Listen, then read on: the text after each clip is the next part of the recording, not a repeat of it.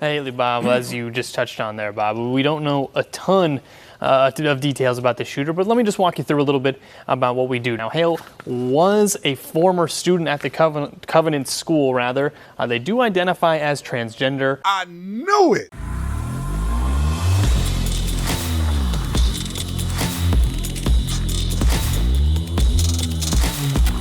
This video is brought to you by Food for the Poor, brought to you by Food for the Poor. Ladies and gentlemen, this is an incredible opportunity for us to come together to bless people who are less fortunate.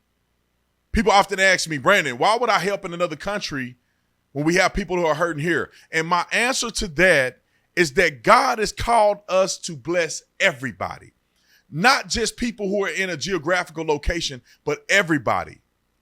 They're all our brothers and sisters, and we should help and we should bless them. And the incredible part of this is not only you can be a blessing to somebody else, but that your tax-deductible donation will go a long way.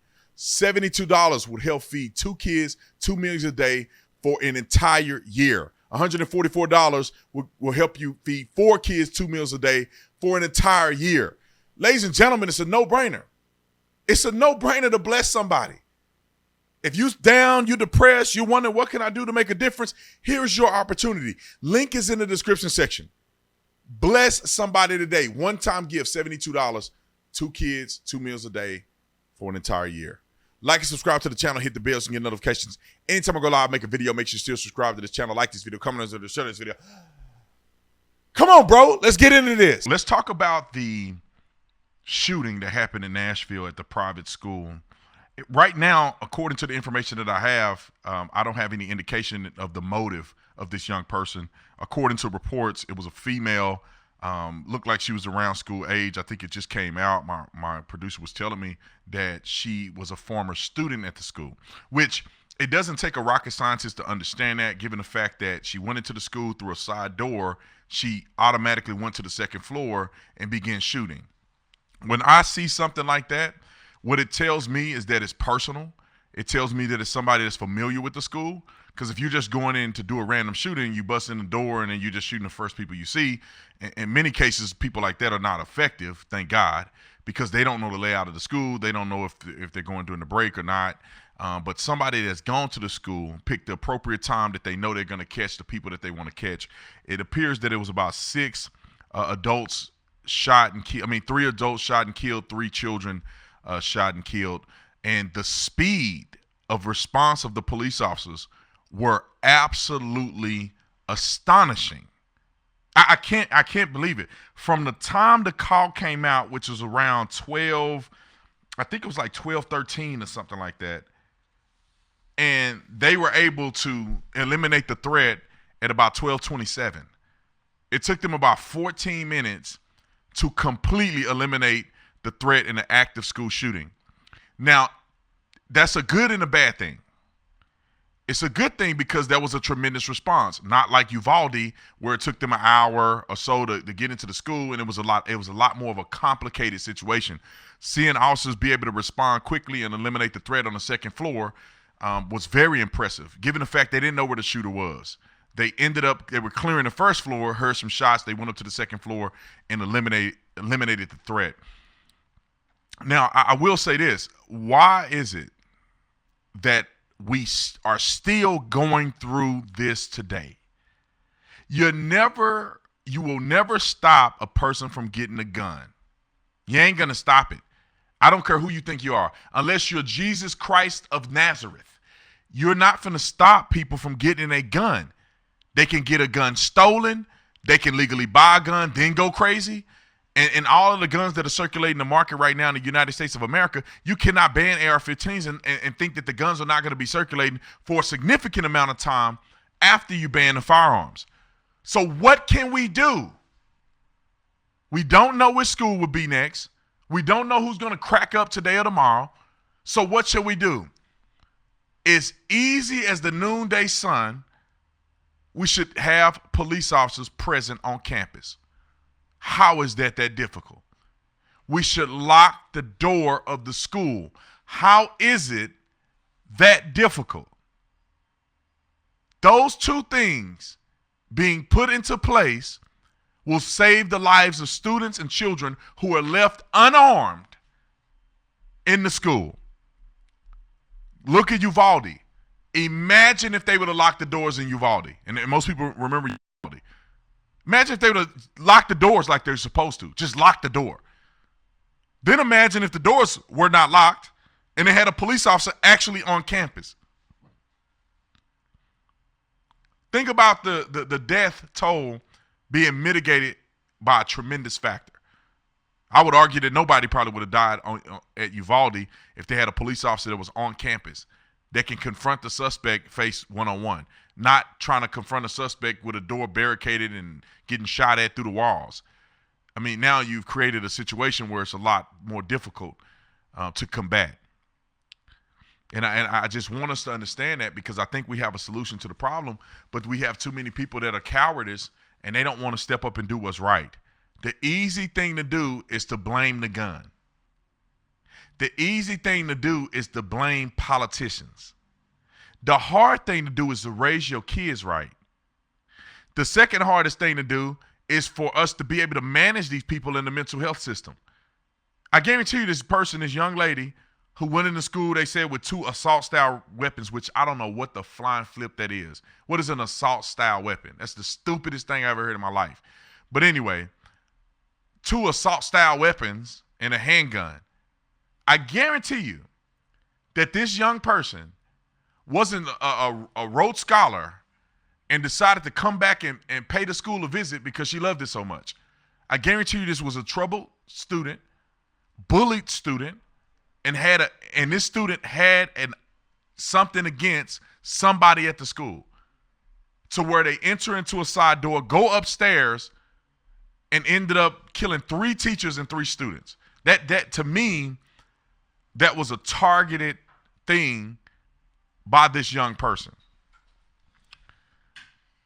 And so I honestly believe that the 2 hard things I already mentioned, the parenting, the mental health, and then securing the schools. That's like the third. Let me put it in the camera so you can see it.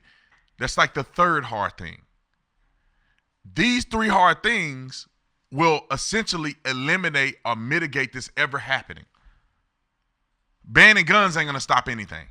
It's not going to stop anything, because we're going to have to go and revisit the question. You're going to say, well, how did this young person get their hands on a gun?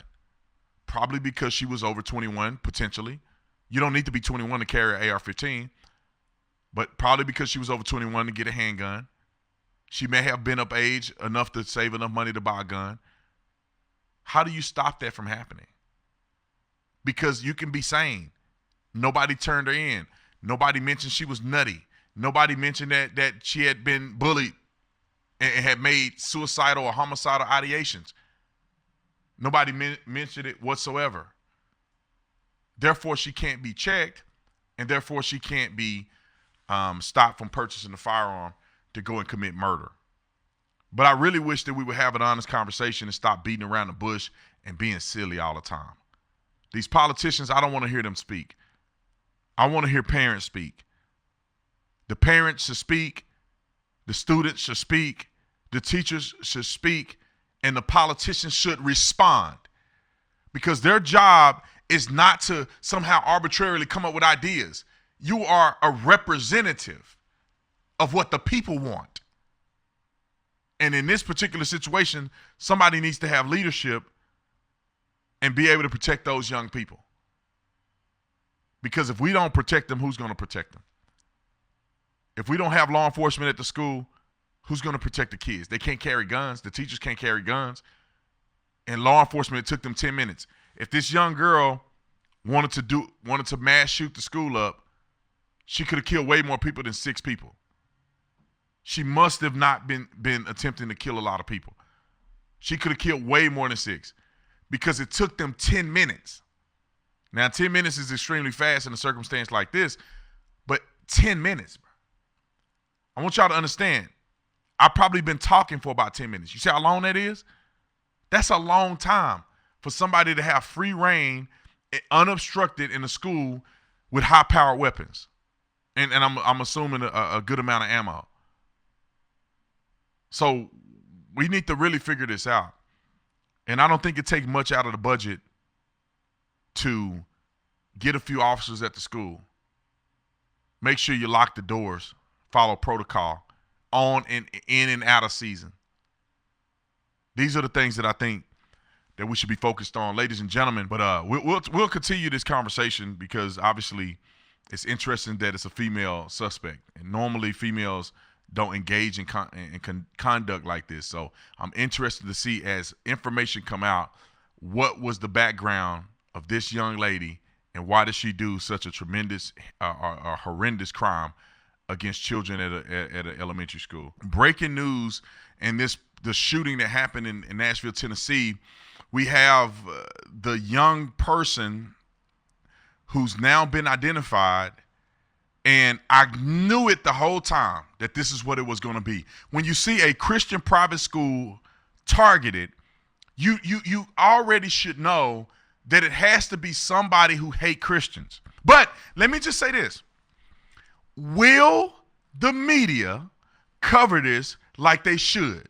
Because if this was a Jewish center for kids or a Muslim center for kids, or, like a school that was primarily the religion was of another nature other than Christian, they'll be covering it all day long. They'll be talking about the increase in hate against the Muslim community, against the Jewish community, or they're going to talk about it against the Christian community. Let me give you the update. The young person that was arrested, allegedly, or not arrested, the person is now deceased, that was shot and killed after shooting and killing 6 people in the school in Nashville, a Christian private school. I'm not going to say the person's name because they don't need to get any kind of glory or representation. This is the problem now. They know they're going to get plastered all over the news, so they go and do these shootings so you can talk about their name and put their picture everywhere. However, this person identified as transgender. So it appears that this was a boy who identified as a girl, and out of full throttle hatred towards Christianity, decide to go into school and kill Christians. Now, let me read a little bit of this article because it's breaking now, and I want to make sure I get all the facts right. It says, following the shooting, this individual was killed when they encountered officers. It says they? Oh, my God. They even had put they in the article. When they encountered officers on the second floor by 10:27, 4 minutes into the shooting. Let me tell you what. Hold on. Let me just stop real quick. They meaning the news outlet, literally put they encountered officers. Do you know how stupid this is? Because when I was reading it, it threw me off because they is plural. I thought it was multiple people. One person encountered officers on the second floor, and they still calling them a they in the article. We know by now that this person, we know the name, we know that the person is a former student, and I can almost guarantee you the person wasn't trans when they were at the school. And the news know, New York Post, what I'm reading, they know, and they still decide to call this boy they. It never seems to amaze me. Since the police said that this person was equipped with at least 2 rifles. It says assault style rifle. Somebody showed me a rifle that ain't an assault style. What does that even mean? Anyway, assault style rifles and a handgun, and searching, it says his family home in Nashville, officers found detailed maps and a manifesto of the attack. Now, I hope that they're playing this on the news all day long, because this is an attack on Christianity. Christians have been under attack in this country for a very long time. This is a manifestation of the hatred and vitriol against Jesus. No question about it. Because Christians have a standard, the left-wing media feel like it's okay to attack them.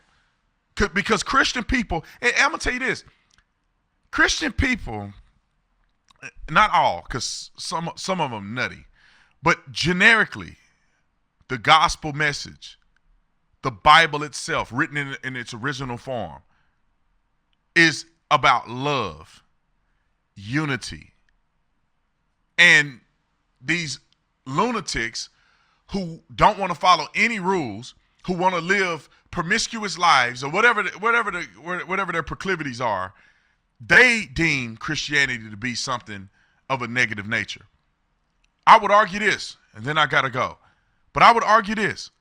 Show me a person that followed the commandments and wouldn't live a better life. Show me that person. If the world just abide by 2 commandments out of all 10, 2 commandments, that's it, just do 2. You ain't got to do all 10, do 2. This world will be a completely different place. Show me another religion, show me another way, and then I'll trust you. Other than that, the Bible is the only way. Hey, if you enjoyed this video, I put out 3 videos a day, so make sure you go to the playlist that says new video and watch more videos. Subscribe to this channel. Let's go, baby.